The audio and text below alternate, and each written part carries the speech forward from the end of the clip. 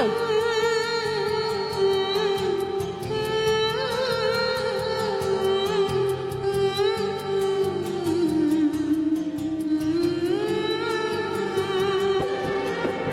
Miss Zerin,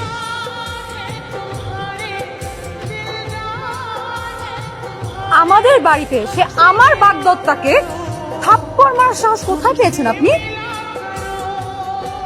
বাগদত্তা? কে তোমার বাগদত্তা? সুমন আমার husband. ও আপনার হাজবেন্ড ছিল, এখন ও আপনার এক্স আর আমার ফিউচার হাজবেন্ড। ও আপনাকে ডিভোর্স লেটার পাঠিয়ে দিয়েছে, কিছুদিনের মধ্যে আপনি পেয়ে যাবেন। এখন তো আর আপনার ওর সাথে কোনো কথা থাকতে পারে না।